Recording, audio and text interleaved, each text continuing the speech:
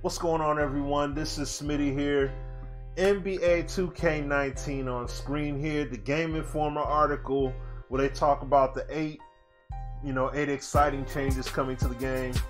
Seeing the gameplay clips that were put out there in regards of it, and it looked, you could tell some things from the gameplay, but honestly, it's something that I got to get my hands on. So we'll have the demo that'll be forthcoming, in about a month, and we'll be able to get our first hands, take on the game when they do their prelude. So we'll see what happens at that point. But I took the gameplay aspects. There were some things you could see. I love the breakdown Chris Smooth did from the gameplay experience, and there's some real good, some good things in there.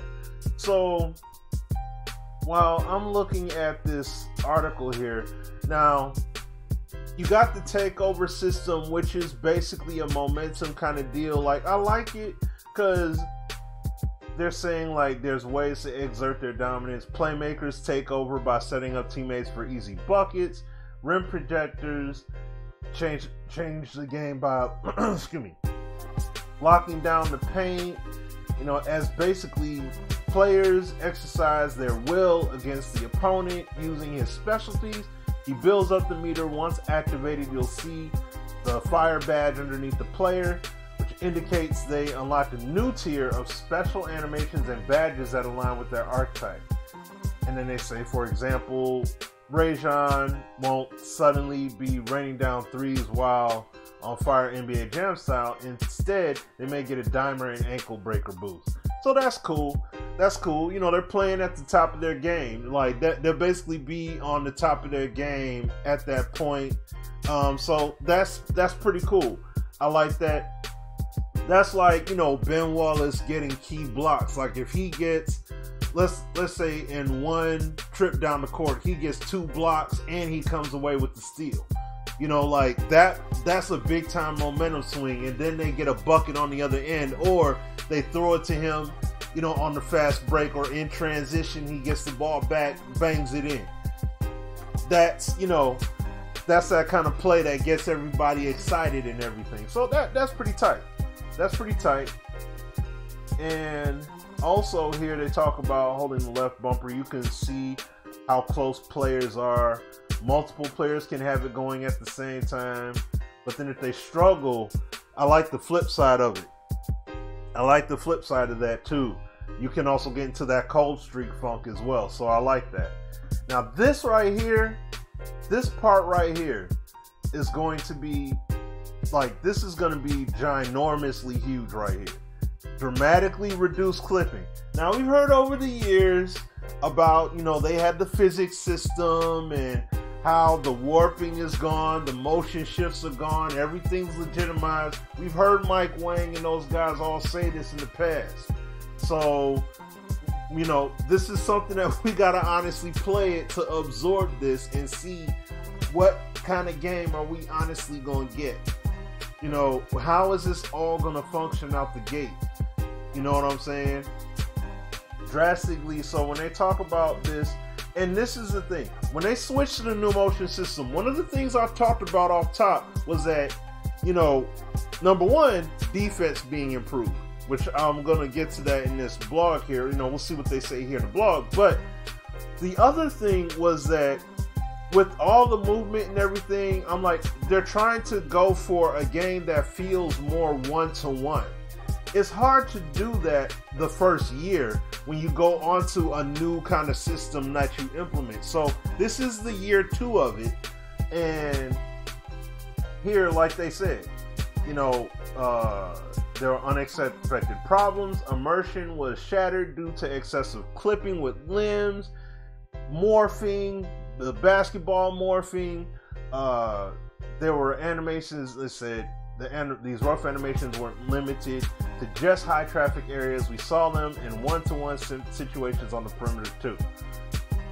So it said there was a bug we didn't find till very late with the collision detection. That's something they're working on, spending a lot of time trying to make sure you just can't go through players and stopping them when you run into guys.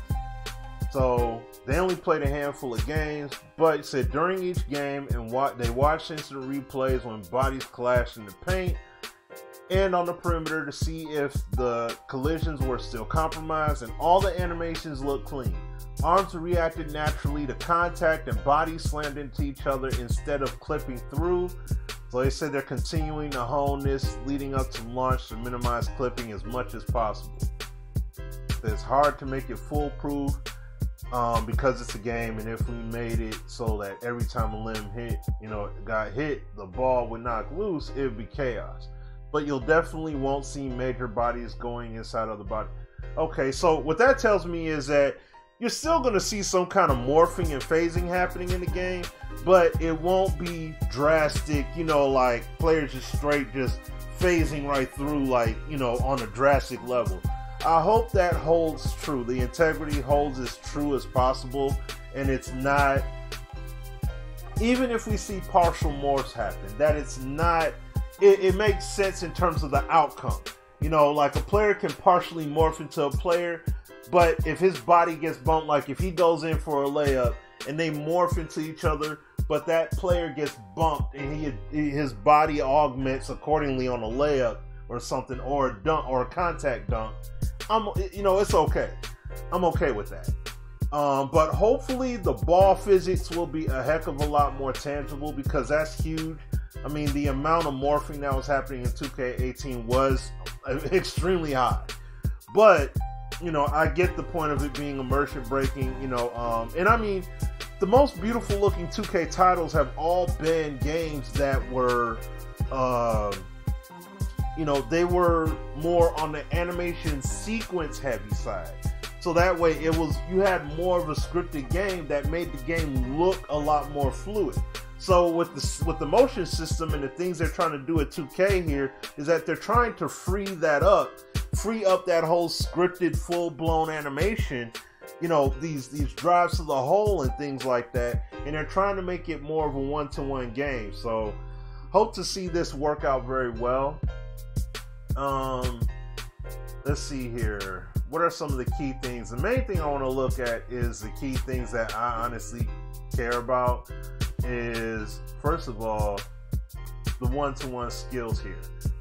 Alright, so it made it easier to blow by defenders. That is very true. Every lockdown defender, because I talked a lot about that being a problem, like when I would stream or just talking about it in general.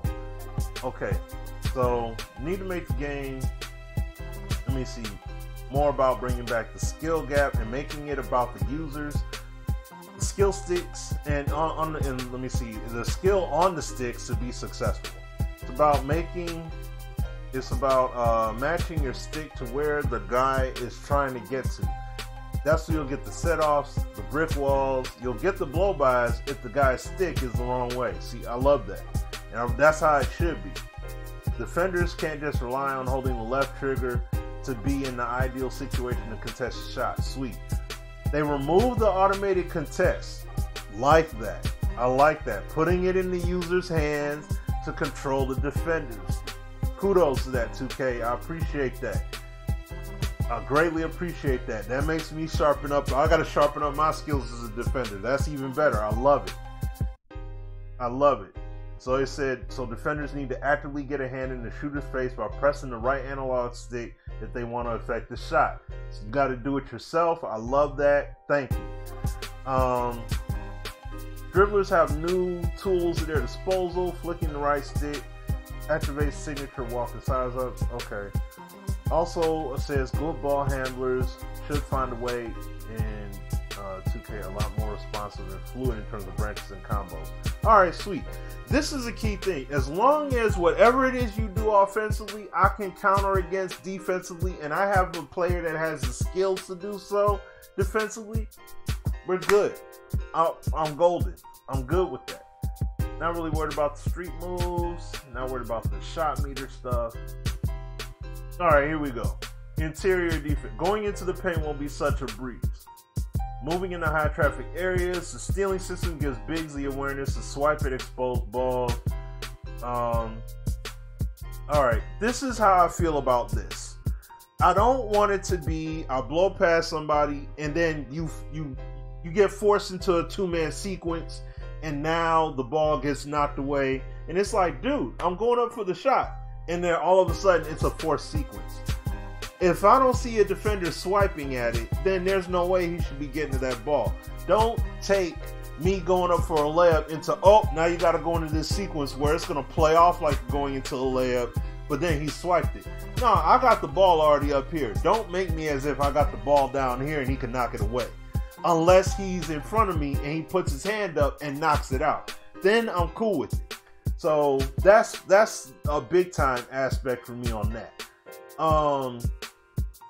Okay, so I know a lot of multi-actor animations that we had in the past made it really rough to protect the rim. That's why there's so many missed layups. Okay, so it was just a fix. It's a lot better now. So the hit detection of when you are actually covered and when you're not. So we'll see better hit detection there. I'll see how it plays out. That'll potentially be hit or miss. Okay, now let's see here. All right, and this is the last thing here right here to touch on is the AI. So yeah, he talked about personnel. Let's see here. The new steal system demanded that they up situational awareness for AI players so they're more mindful of when they need to protect the ball or look for a potential double team. Once the team doubles, the AI is also more aware of cutting opportunities. To combat players who tend to spam the same move all day, AI is better at identifying those over-reliances and understanding how they're being beaten, adjusting accordingly. If you're constantly jacking threes out of high pick and roll screen, they'll start pressing outside. Awesome. Love it.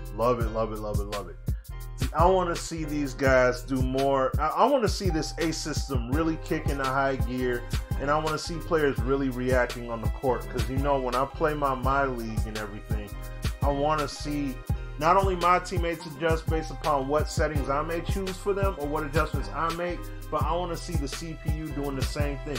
Not just making substitutional swaps, but also doing it in terms of how they're playing us based off of what we're doing on the court. You know what I'm saying? Like, if we got something that's working, what are they doing to neutralize that legitimately? And see flashes of it here and there in 2K18, you know, in the past few years, but I want to see it be a lot more predominantly happening. So that's pretty much it, man. Like, like I said, I'm very excited for these games. Like I said, I like what I saw. I like from what I had saw, the breakdown by Chris Smooth, in my opinion, was the best one by far. And like, I really appreciated that. So like, his breakdown of the gameplay and everything. So I'm really looking forward to what this game's gonna have. Can't wait for the prelude, so I can, at least get that first-hand try on it, and then definitely getting into it in September. So let your guys' thoughts, let your thoughts be known in the comment section below. Follow me on social media. All my links are up above, and hit that subscribe button if you're not already.